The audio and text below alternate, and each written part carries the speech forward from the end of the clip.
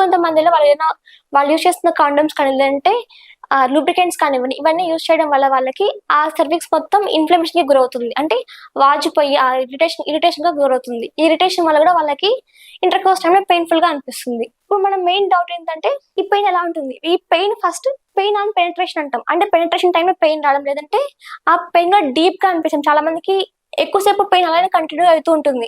కొంతమందికి బయట బర్నింగ్‌గా అనిపిస్తుంది. డ్రైగా అనిపిచ్చిద్ది. అంటే బర్నింగ్‌గా అనిపిస్తూ ఉంటుంది. అంటే మంటగా అనిపిస్తుంది ప్రైవేట్ పార్ట్ రీజియన్‌లో. దాంతో పాటుగా వాళ్ళకి వెజైనా మొత్తం టైట్‌గా అయిపోయినట్టు అనిపిస్తుంది. ఇది వెజైనల్ స్పాజమ్స్ అంటాం.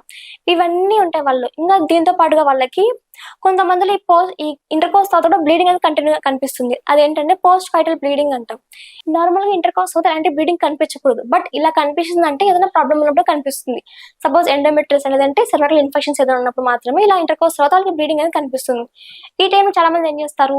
ఏదైనా ఇన్ఫెక్షన్స్ ఏదైనా అనుకుని యాంటీబయాటిక్స్ లేదంటే లోకల్ క్రీమ్స్, లూబ్రికెంట్స్ ఇవన్నీ కంటిన్యూగా యూజ్ చేస్తుంటారు. బట్ ఇలా ఎన్ని యూజ్ చేసినప్పుడు వాళ్ళకి రిజల్ట్ అనేది కనిపించదు. ఎందుకంటే మెయిన్ ప్రాబ్లమ్ వచ్చేసి ఇంటర్నల్ ప్రాబ్లమ్ కాబట్టి. ఇలాంటి టైంలో హోమియోపతి ఎలా యాక్ట్ చేస్తుందంటే వాళ్ళకి ఏదైతే ప్రాబ్లమ్ ఉంటుందో సర్వైకల్ ఇన్ఫెక్షన్స్ ఉన్నాయనుకోండి, ఆ సర్వైకల్ ఇన్ఫెక్షన్స్‌ని కంప్లీట్‌గా క్యూర్ అయ్యేలాగా, ఆ ఇన్ఫెక్షన్ ఇతర ఆర్గాన్స్‌కి స్ప్రెడ్ అవ్వకుండా లేదంటే పార్ట్‌నర్‌కి స్ప్రెడ్ అవ్వకుండా కూడా చూసుకోవచ్చు. ఇంకా ఇన్ఫెక్షన్ అనేది కంప్లీట్‌గా క్యూర్ అయ్యి అది మళ్ళీ మళ్ళీ రాకుండా కూడా ప్రివెంట్ చేసుకోవచ్చు. ఇంకా కొంతమంది ఫైబ్రాయిడ్స్ అయితే ఉంటాయి. ఆ సర్వైకల్ ఫైబ్రాయిడ్స్, ఆ ఫైబ్రాయిడ్స్ అనేవి సైజ్ తగ్గిపోయేలాగా మళ్ళీ మళ్ళీ రాకుండా కూడా ప్రివెంట్ చేసుకోవచ్చు.